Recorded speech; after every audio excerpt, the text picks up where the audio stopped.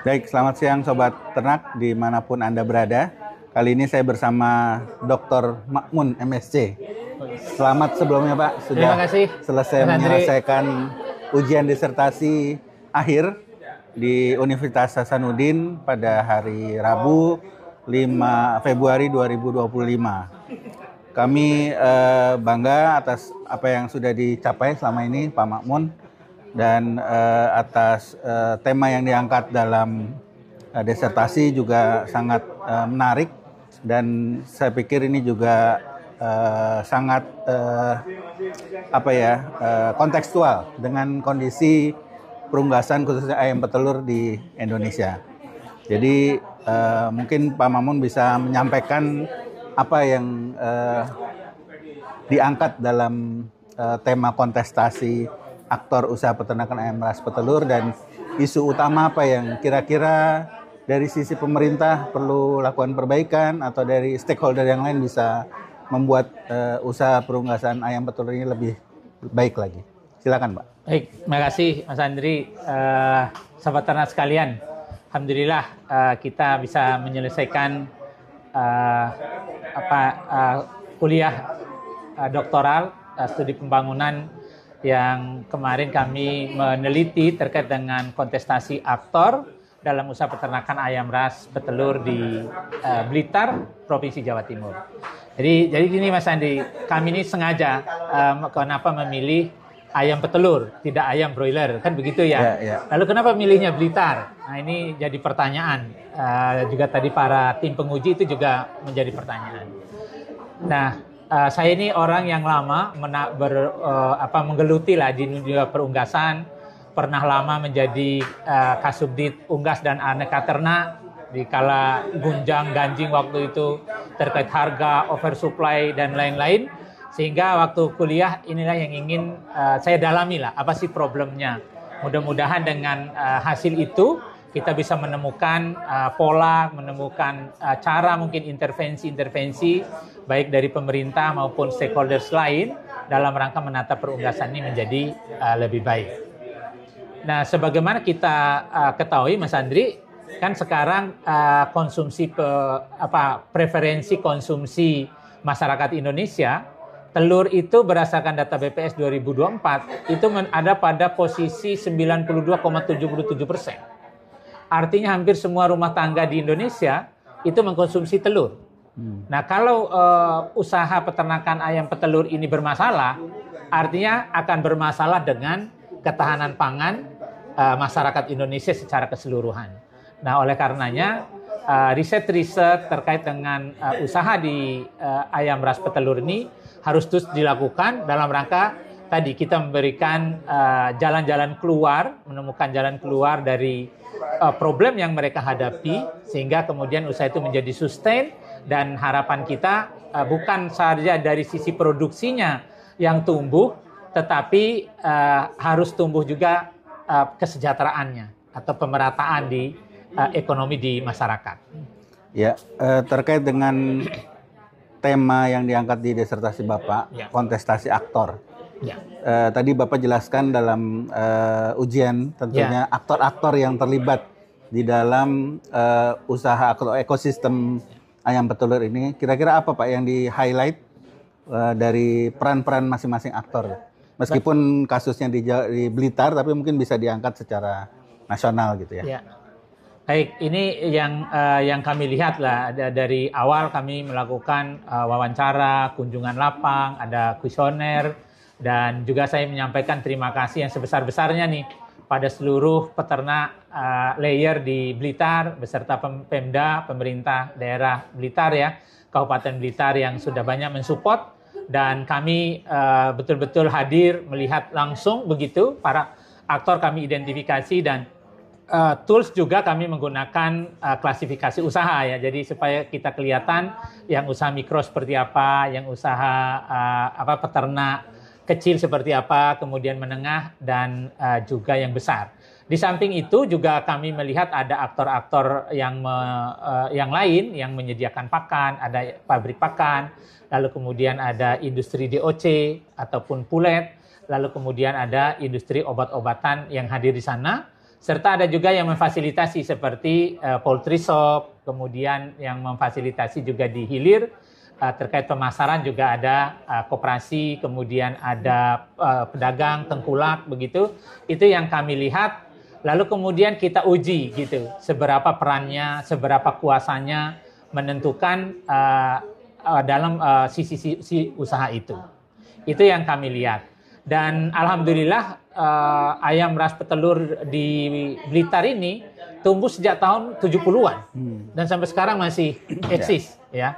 Ini kan yang perlu nih, apa sih sebetulnya yang dilakukan oleh teman-teman di Blitar sehingga kemudian usahanya kok bisa sustain gitu. Ada yang sudah generasi ketiga, ada yang generasi kedua. Saya kira ini perlu juga menjadi pembelajaran buat sobat ternak yang ingin mengembangkan usaha di peternakan ayam ras petelur. Artinya contoh suksesnya teman-teman di Blitar bisa direplikasi di tempat lain. Nah, dari semua itu Mas Andri, yang kami lihat salah satu nilai keunggulan Blitar adalah Blitar ini bisa mengolah pakannya sendiri. Atau istilahnya teman-teman itu self-mix ya. Dan kita tahu bahwa dalam kos produksi, pakan itu menempati posisi nomor 1. Lebih dari 68% itu kos produksi disupport oleh pakan. Sehingga kalau pakan ini bermasalah, ini pasti usaha akan bermasalah. Itu juga yang kita lihat ya, bagaimana ada dulu tahun 2022-2023, itu ada salah satu peternak Blitar yang demo, Pak Presiden kami butuh jagung. Nah itu kan artinya memang kebutuhan teman-teman peternak kecil ini harus dicari solusinya, terutama terkait dengan bahan pakan. Baik itu konsentrat, kemudian mungkin soybean meal, atau kemudian dalam bentuk jagung. Ini kan porsi yang besar ya di dalam komposisi pakan yang ada. Itu salah satu yang menjadi keunggulan teman-teman di sana. Ya, pertanyaan terakhir Pak. Tadi Bapak juga menjelaskan dalam kesimpulan umum itu dari hulu sampai hilir. Ya. Nah sekarang tantangan di hilir ini, khususnya di ayam petelur, kira-kira seperti apa ke depan? Kemudian dari sisi pemerintah, apa yang harus diperkuat dari teman-teman peternak khususnya yang ada di Blitar? Baik, kalau yang kita lihat ya implementasi di lapangan yang berjalan itu, dulu teman-teman di Blitar ini kan banyak yang sendiri-sendiri. Nah sekarang yang kecil-kecil sudah menyadari bahwa bersama-sama baik lewat kelompok tani dengan koperasi, sekarang sudah kooperasinya sudah banyak juga karena kan kesamaan visi, emosi, sehingga teman-teman bangun kekuatan sendiri. Dan ini menjadi keunggulan karena saat harga jagung tinggi atau kesulitan mendapatkan jagung, teman-teman ini lewat koperasi mencari jagung sampai ke NTB, sampai ke Sulawesi. Nah dari situ mendapatkan bahan baku pakan, dan dengan begitu teman-teman tidak kekurangan pakan untuk ternaknya. Kemudian dari sisi penjualan, ini juga yang sudah dilakukan dan kami lihat perbedaan waktu mereka saling sendiri menjual, rebut-rebutan keluar dari kandang gitu, itu membuat para tengkulak sangat leluasa untuk menekan harga. Sehingga dari sana nggak mau diambil, sementara telurnya sudah numpuk, harga ditekan, akhirnya mau nggak mau, kan daya tahannya sangat rendah ya dari para peternak.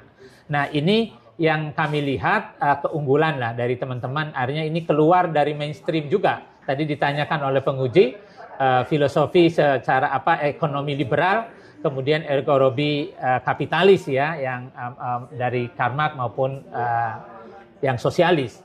Nah kita kalau saya sendiri secara pribadi ada di antara kedua itu, secara pola berpikir saya ya mempengaruhi pikiran-pikiran saya. Seperti kalau kita lihatlah keluaran di ekonomi kita, ekonomi koperasi ya, soko guru perekonomian kita kan sebetulnya koperasi menjembatani sebetulnya antara yang kapitalis dengan yang sosialis. Sekira culture Indonesia baik secara religius begitu, keagamaannya juga nilai-nilainya menopang ke sana, ini saya kira sangat bagus.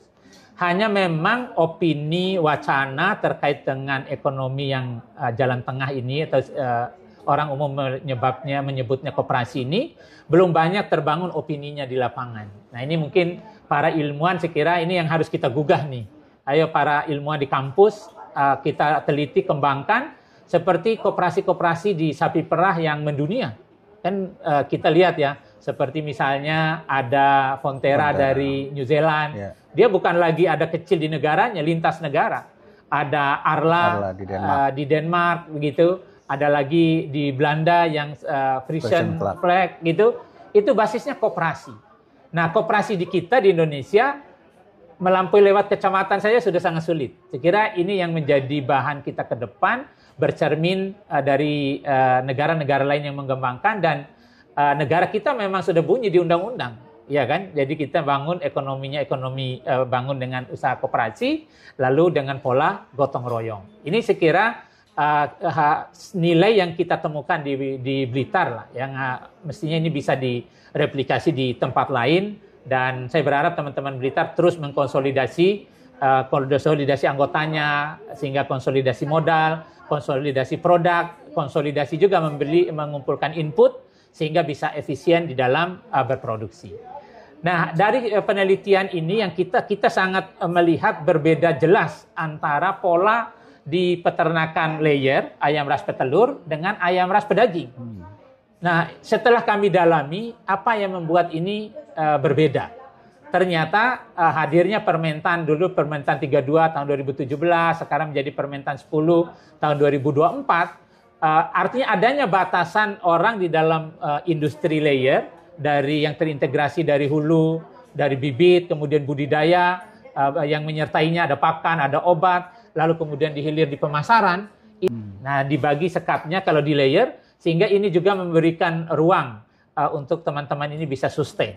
Nah, ini saya kira dalam rekomendasi dari kami, salah satunya adalah bagaimana kemudian pemerintah mempertahankan aturan ini, atau kemudian bisa ditingkatkan menjadi Kepres atau Perpres, dan juga kalau telur ini sudah bisa kita lihat, bisa produksinya tetap bagus walaupun industrinya UMKM, tapi kemudian karena UMKM basisnya masyarakat lebih banyak, artinya lebih banyak memberi ruang kesejahteraan bagi para peternak. Dan kita lihat harga telur jarang terjadi gejolak yang berarti. Karena apa? Dalam kontestasi yang kami uji, ternyata dengan pembatasan tadi ada 2% hanya untuk industri yang terintegrasi, 10% untuk peternak yang besar, akhirnya 88% itu kan untuk industri UMKM. Ya. Nah, karena dia sama UMKM, artinya ada kesetaraan di dalam kontestasi, baik memperoleh input maupun di dalam memasarkan produknya. Sehingga itu juga kami uji, dan terlihat peran bahwa peran pemerintah atau dalam strukturalis itu juga penting di dalam menata ekonomi. Jangan sampai semua diserahkan ke pasar, yang besarlah yang akhirnya kemudian yang menguasai, dan kemudian bahkan pemerintah juga akhirnya sulit mengendalikan. Nah, ini yang kami lihat, kami uji di dalam riset, sehingga salah satu rekomendasi kami adalah tadi pembagian peran bagi entitas-entitas itu menjadi penting, supaya memberikan ruang yang seimbang di dalam kontestasi berusaha. Nah, selain itu kami juga melihat ada aktor-aktor yang lain yang memang pada penelitian ini masih belum terlihat secara jelas siapa, begitu, yang kami namakan pseudo aktor. Jadi dia ada aktor lain ikut juga mengatur di harga, di input di hulu maupun di budidaya, tetapi banyak teman-teman belum mengungkap seperti apa posisinya, siapa. Ini saya kira menjadi pesan lah buat peneliti berikutnya untuk mendalami lebih jauh, supaya bentuk terapinya juga bisa kita temukan. Nah, ini supaya tadi harga telur, harga input, ini kalau pseudo aktornya ini bisa ketahuan, bisa tertangani, dan dikasihkan juga memang realnya sendiri, saya kira akan menjadi kontestasi yang baik, dan terbentuk harmonisasi, sehingga usaha ayam ras petelur ini terjaga sustainability-nya, sehingga teman-teman peternak terus tetap bisa berusaha sampai generasi berikutnya diwariskan, dan itu juga menjadi kebanggaan bagi kita. Ya. Baik, terima kasih Pak Mamun. Cuma sedikit kebetulan Pak Mamun juga menjabat sebagai Direktur Pengolahan Masalah Hasil Peternakan, yang saat ini juga berubah menjadi hilirisasi hasil peternakan. Mungkin bagaimana dengan industri hilirnya Pak? Ya. Di Blitar mungkin sudah ada tapi belum mengemuka gitu ya untuk untuk industri-industri olahan telurnya. Yang ini juga bisa sebagai buffer untuk menjaga stabilitas harga dan seterusnya. Mungkin ada. Ya, kalau menurut kami setelah melihat ini semua, memang daya tahan peternak ini kan pendek ya. Karena umur telur itu umur simpannya juga pendek, jadi tidak terlalu lama. Sehingga mengolah telur ini atau dibuat sampai ke hilir, yang kemudian bentuk akhirnya itu bisa disimpan lama dan disimpan dengan mudah. Itu yang harus dilakukan. Salah satu yang sudah ada adalah bagaimana mengembangkan telur ini menjadi tepung telur. Tapi tepung telur ini juga harus dilanjutkan ke kampanye konsumsi. Jadi supaya orang terbiasa menggunakan tepung telur. Misalnya ibu-ibu kalau mau buat kue, jangan lagi modalnya ngaduk, gitu. Tapi tinggal ambil tepung telurnya, campur air, tidak lagi aduk telur mentah. Begitu juga sekarang juga sudah mulai berkembang, ada yang frozen egg. Ini saya kira disimpan dalam wadah kecil tapi bisa tahan lama. Nah, inovasi-inovasi di hilir inilah yang harus dibangun supaya ada ketahanan. Saat produksi tinggi kan bisa disimpan dalam bentuk olahannya. Nah, ini saya kira kemampuan hilir itu akan sangat membantu keberlanjutan dari usaha ayam ras petelur ini ke depan. Saya kira model-model inovasi lain terhadap produknya itu yang harus kita kembangkan terus ini, Mas Andri. Kami berharap pada para peternak, teman-teman sekalian yang punya modal, yang ingin usaha ini betul-betul juga terjaga, ayo ambil bagian. Jadi kalau tidak ambil bagian di hulu, tidak ambil di budidaya, ayo ambil bagian di hilirnya, mengolahnya, lalu kemudian membantu memasarkannya. Dan pesan kami kepada para masyarakat, bagi yang tidak harus telur segar, ya kenapa harus segar? Kan bisa dengan tepung telur. Nah, cuman kan membalik konsumen, ini kan meyakinkan konsumen ini kan jadi PR lanjutan nih. Utama lah kalau kami di posisi ada pemasaran. Nah, ini bagaimana memasarkan ini supaya konsumen itu maulah menggunakan tepung telur. Toh menggunakan tepung telur nilai nutrisinya juga sama, menyajikannya jauh lebih sederhana. Praktis. Nah, sehingga harapan kita kalau ibu-ibu buat kue nggak perlu ini, jadi binaraga aja, fitness aja biar otot tangannya lebih bagus daripada kocok telur segar, gitu Mas Andri. Iya, Pak Mamun sekali lagi selamat telah menyelesaikan atau meraih gelar doktor dan mudah-mudahan ini bisa bermanfaat bagi seluruh peternak rakyat khususnya di ayam petelur dan juga masyarakat luas. Dan mungkin ada ucapan yang ingin disampaikan, ucapan terima kasih atau apa, silakan Pak. Baik, saya dan keluarga besar menyampaikan terima kasih kepada Unhas, Sivitas Akademika Unhas, mulai dari rektor, dekan, tenaga promotor yang profesional membimbing kami, kemudian tadi para penguji yang sudah memberikan kritikan, masukan, sehingga penyempurnaan dari disertasi kami ini bisa berjalan. Kemudian kepada Bapak Menteri Pertanian, terima kasih. Kami sudah dipercaya untuk melanjutkan studi. Begitu juga pada Pak Dirjen Peternakan dan Kesehatan Hewan. Terima kasih Pak. Kami sudah dibimbing, diarahkan, diberi kesempatan.